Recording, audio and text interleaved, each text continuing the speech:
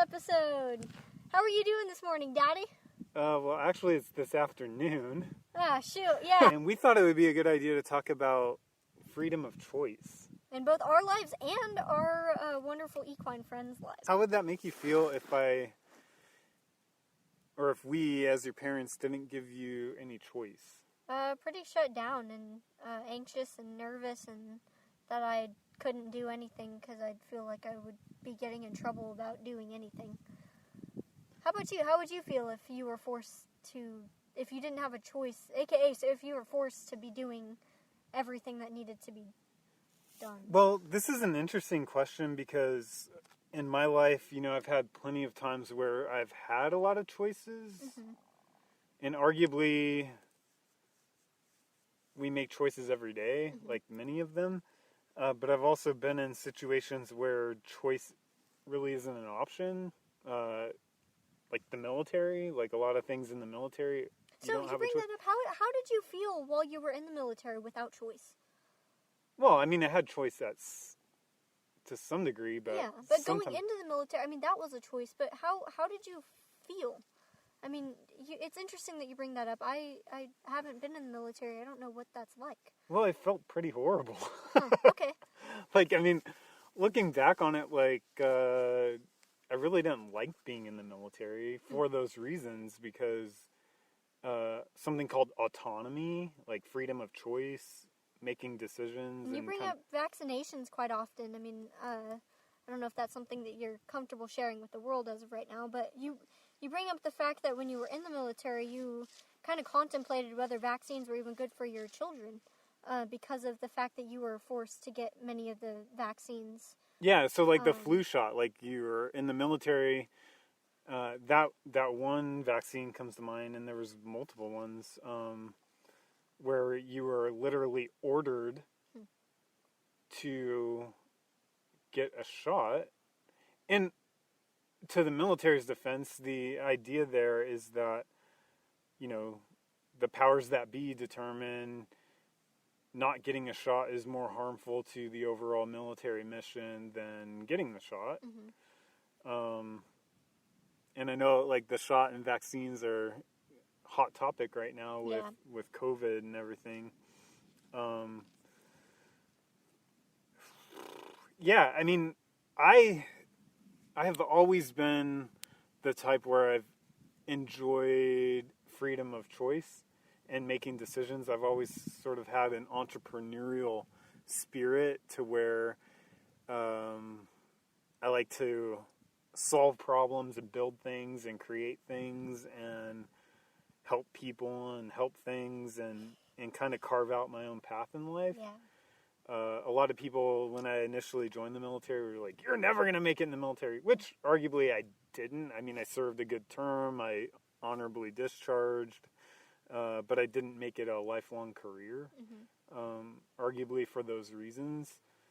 But it's an interesting concept because, to me,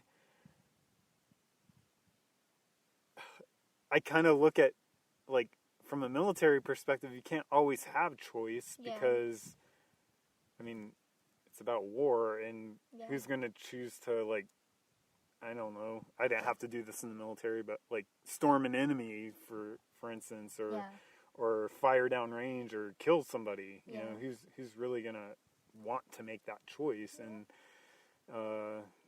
so it brings up an interesting sort of discussion as we've been working with the horses and a lot of our past sessions or a handful of sessions. We don't really know when we're going to release this session. It's just a topic that kind of came to mind for both of us this morning. But when we're working with the horses specifically, I mean, talk about the transition of going from them having absolutely no choice to them being provided with choice in what we've seen. So I like to think of, and this is like completely different from, my perspective now on horse training is completely different than it used to be. I mean, when I had Mocha and everything, when I first started with horses, I mean, I guess to put it in a little bit of perspective, I was essentially trained. You don't feed horses treats when you train, and you don't give them a choice because they will always say no. I've actually had somebody, not going to mention any names, tell me that a horse will always say no when they're given a choice. However, I was in would you consider Maddie's course a professional course? It's like a professional... Yeah, I would say. And she's talking the Horse-Human Connection Academy.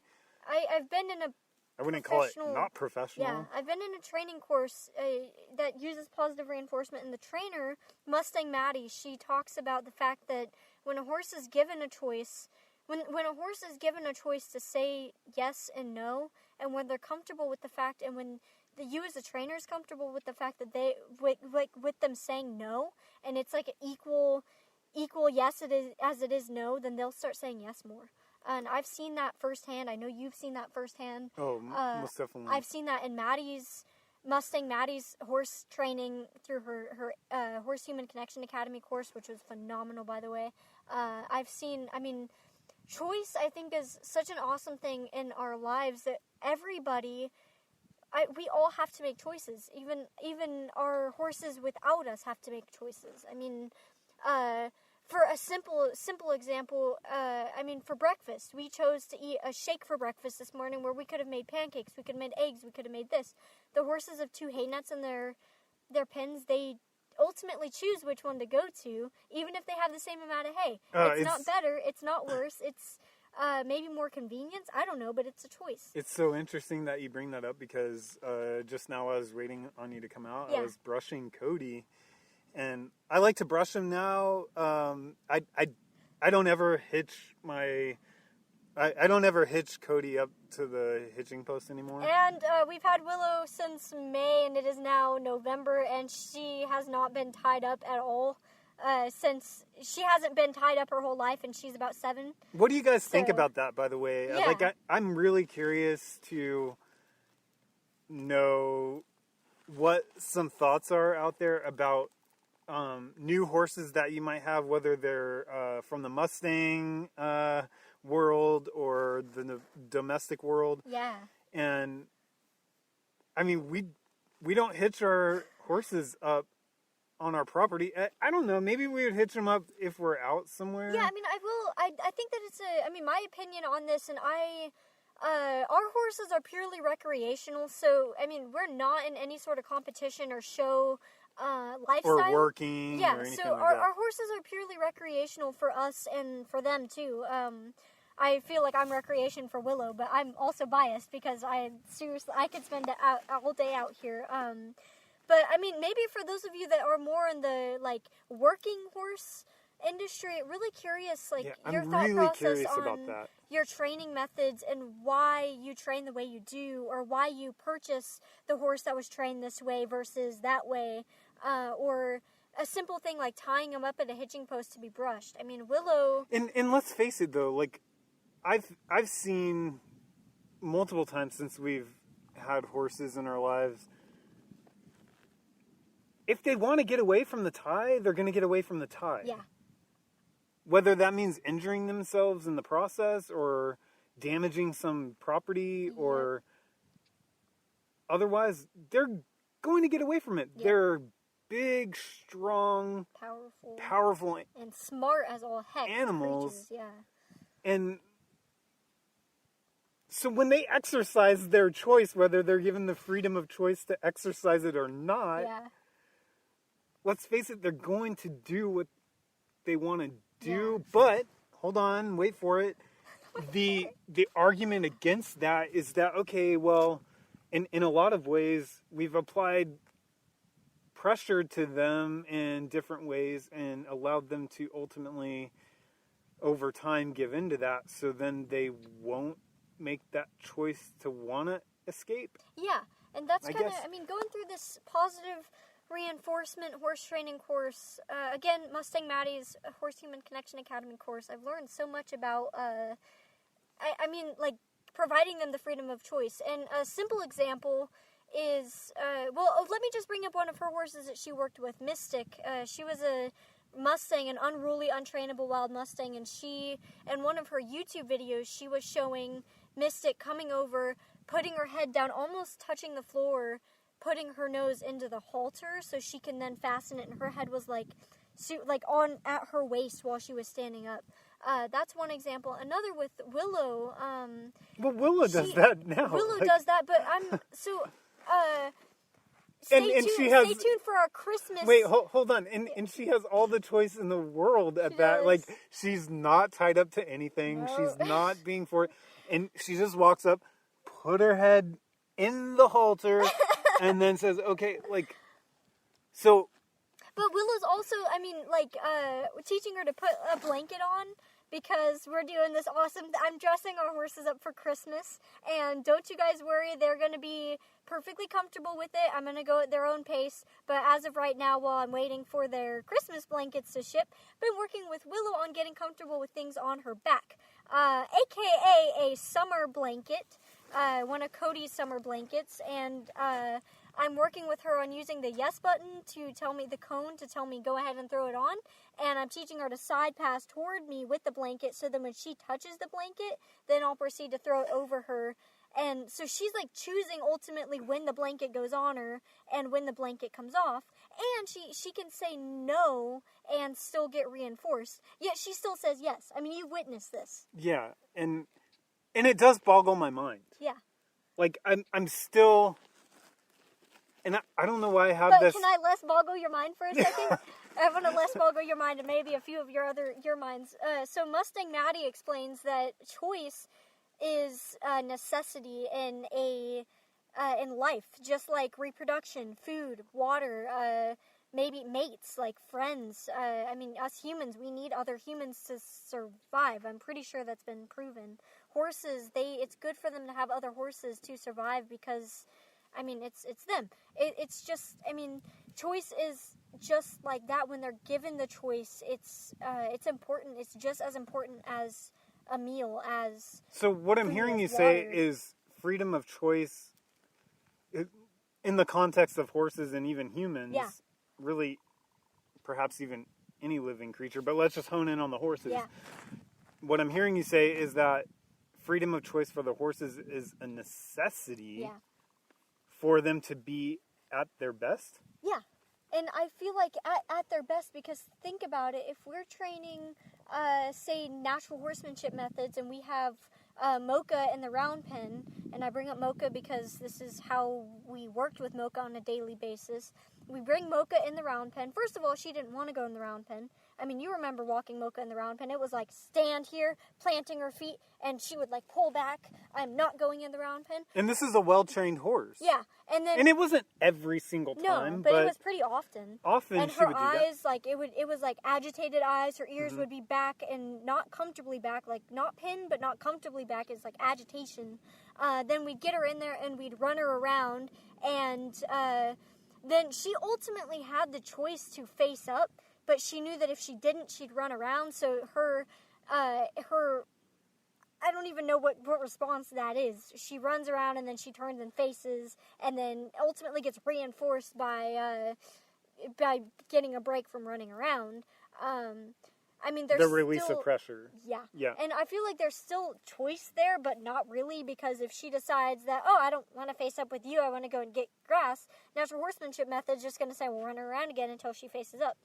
And then facing up is the submission. They're linked with you, they're being respectful, and turning away or otherwise is often, not, I don't know if all the time, but often I've heard it as the horse being disrespectful in that way, which I 100% disagree with. Yeah. I don't feel like a horse is disrespectful because they turn and want to go the other direction.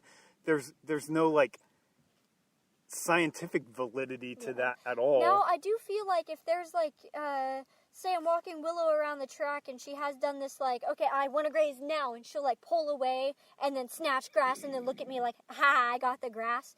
I feel like that could be a bit of disrespect, especially, but then again, like, my mindset's elsewhere. Yeah, but disrespect is, like, we'll have to have a conversation on respect and disrespect altogether, because we can unpack that in so many different ways.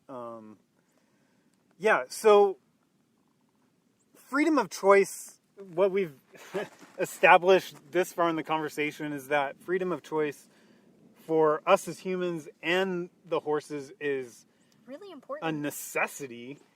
And what we are asking is if you agree with that. Yeah. And if not, why? And let's have a discussion and Yeah. Because we're curious. I'm curious. Would you like to come on and talk about it with us? Yeah, please do. Not in a way of like, we're not trying to coerce or like say this is the way to do it. Yeah. We're just saying like, in our rather limited experience, I mean, let's be honest, like we don't have a lot of experience. Right. And less than 5 years of horses in our lives, right? So we have a very limited view. Some could even say, and I've even thought about it myself, perhaps we've just gotten, quote, lucky. Yeah. And I toy with that. And I'm like, okay, well, I really want that unruly horse that nobody else wants. And we're going to do that, by the way. So stay tuned. I don't know if it's going to be in the coming year or a couple years down the road. But we are going to seek out and find and attract one of the most unruly horses that nobody else wants, and we're going to help this horse. We're going to go on a journey with that horse and see how it unfolds. Yeah. Because to me, it would dispel whether or not we got lucky with, say, Cody and Willow. Yeah. But I mean, also believe that every horse and every animal has a potential. Even if the horse is is injured and is not rideable. Yeah, the horse is not physically capable of holding a rider, but I believe that every animal is capable of trusting and communicating and loving. I can agree more. And I say that because first of all, I've heard many stories, particularly of dogs and cats rescues, and people have brought in these animals in that were highly abused, on their deathbed, and helped them learn to trust and love again. But I've also heard stories of horses, and I'm not saying that the training method that I'm using is right or wrong compared to natural horsemanship or whatever. In fact, most of the stories that I've heard of horses that were abused or neglected and, brought in and retaught to love and trust and communicate are natural horsemanship trained. But I think that it's possible. I don't have the... You think it's possible to use positive reinforcement and different... Yeah. And freedom of choice. Yeah. And to help the animal... Yeah. I watched a YouTube video. I can't remember what it was called off the top of my head, but of a Last Chance Mustang. And those are BLM Mustangs that were adopted out 3 times and returned 3 times. And typically, they can't take the pressure, or they're not pretty enough, or they're not the right horse for this and that, and usually these horses are sold to slaughter. Anyways, they have different paperwork. Their whole adoption is different than, say, Willow, and I'll talk about this later on. But there was a video that I watched of a Last Chance Mustang who was totally shut down, and what I mean by that is, pretty much to the point where, first of all, a human couldn't walk up to her, and she would just flight, and then whites in the eyes with the look, just seeing a human. She was abused, and this person spent every day with her and loved her and talked to her, and eventually she talked about at the end she was riding the horse bareback and bridleless, and I'm pretty sure she was a natural horsemanship trained horse, but she was talking about how lucky she was to have saved this horse, because she was the best horse that she was the best horse that she'd ever had, and this horse was thrown away 3 times. Yeah, it blows my mind the differences of opinion. Yeah. And I think, in this episode, I think you can hear us kind of struggling with these questions between Alyssa and me, because people who we really respect, that we and that we've called friends, have completely different opinions, and and we're curious about it. Yeah. We're not wanting to like. We're not wanting shut to say, it "Oh, what down, we do is right and your way is wrong." But we're also on a mission as part of the show, and arguably one of the big reasons this show even began was because of the eureka moments that we're having and the light bulbs that are coming on, and just the feeling that we get. Like this morning, I can't like begin to explain just the feeling this morning. And the connections and the love that we can feel from our horses. Yeah. And I mean, do you want to go into detail about this, a little bit of this morning with Cody? It's amazing. Yeah. I mean, he's maybe bring in your prior riding experiences versus now. Yeah. So, I mean, riding before, and I've mentioned this, in different sessions. I don't know if they're going to come before or after this, because we're kind of recording a number of these and kind of sorting them out as we go. So thank you for your patience in listening. And but when I started riding, it was all about recreation and just hopping on the horse and not really giving two thoughts about what the horse wants. So how did Cody react, say, the first time you got on him? He just didn't want to go at all, and so, I didn't like kick into him, or I didn't even have spurs, but it was definitely like a lot of leg pressure and like kind of getting his attention a lot, and then I'd get him going, and then he'd be agitated, and like maybe trying to rush back to his pen or rush back home, and I would have to do the figure eights or the circles and calm him down and get his mind, so to speak. And then like that one ride that we took where he laid down, and just contrasting that sort of stuff with like now, and I'm taking riding very, very slow, because I stopped riding and now I'm kind of just slowly introducing it again. But I'm literally asking him before I mount, and the command is, "Can I get on?" Mm-hmm. And if he doesn't want me to, he says no, and he takes a step backward. And we'll leave a video to show you guys kind of an example of this and how it plays out. Yeah. So you can actually see instead of just listening. And he'll take a step backward, and he says no, and I respect that. So what's his yes? If he's okay with me getting on, he turns into me with his head. And then it's interesting because, and we've talked about the standing chill, or what Maddie would call the calm default stationing. And we just kind of like to call it standing chill. Yeah. That's my term. Our interpretation, right?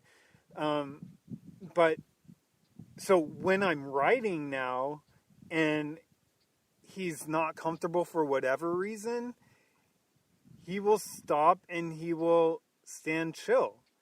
And that's a clear, "Hey, would you mind getting off?" And he's not bucking, he's not kicking, he's not snatching grass, he just stands chill. And I respect it. I respect his choice of me getting off.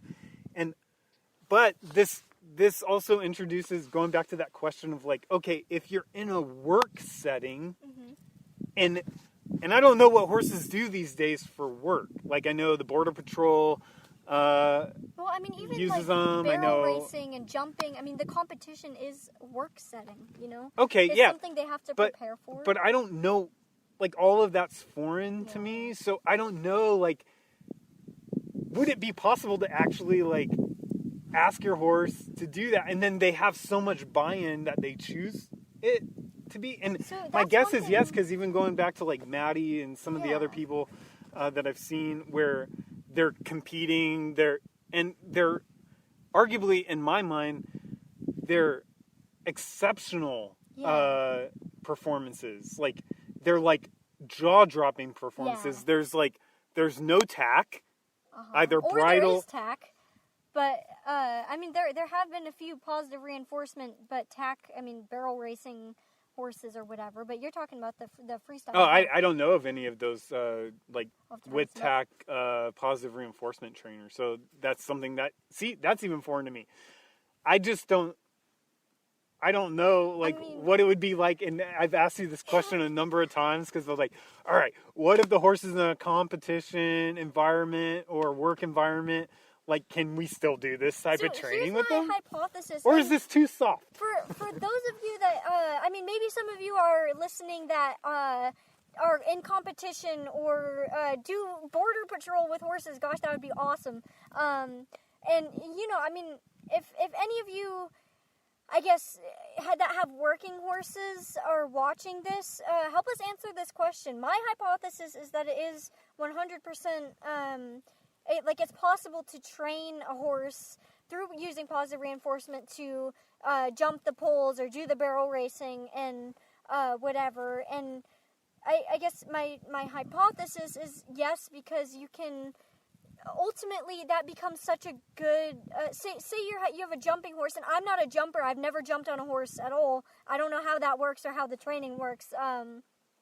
But my hypothesis is you train the jump on the ground, and then you click and treat. You train the jump on the ground and make it a really positive thing for the horse. You get on, you teach them the jumping cue using positive reinforcement riding. You teach them the jumping cue, then you click and treat for that, and then eventually the jump becomes such a positive thing that you're essentially reinforcing the horse for jumping at the competition. And then at the end, once they've done the jumping, once they've done the competition and they're finished, then you jackpot them and you tell them that was really good. That's kind of my theory on it. Maddie kind of explains a little bit in her course. She has a Mustang that she's teaching to be comfortable with the tarp, and she's using a mixture of positive and negative reinforcement here. But she talks about how when she knows that the horse can do it, but the horse is kind of like meh, then she'll ask the horse to keep going, and then click and treat for the try kind of thing. Which I think is kind of cool, because even if you know that the horse can do it and it's just kind of a little bit of fear, then you can bring your thinking level down and help the horse kind of, okay, well, I can go one more step on the tarp that's scary because I've done it before and I know I'm going to get reinforced. So then you say, okay, well, maybe you said no, but how about go just an inch toward that step? Okay, here's your jackpot. Now I'll dismount. Now let's move on to something else. That's kind of my thought process. But help us uncover this. This is a really interesting question. And so I guess to kind of wrap up in that way, when talking about freedom of choice, my question to y'all is, how do you feel in your life when you haven't been able to make choices, be it because of work environment, boss, teacher, parent, what have you, versus when you've been able to have full autonomy and freedom of choice in your life?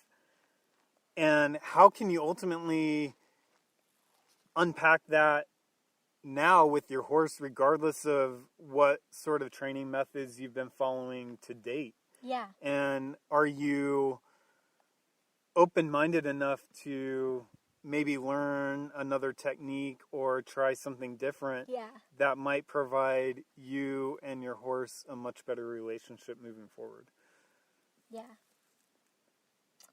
So that was a pretty good conversation. We've got some pretty good we'll go ahead and going. End it there. Guys, if you have answers or help answers, comments. And if you're listening on or watching on YouTube, you could email us.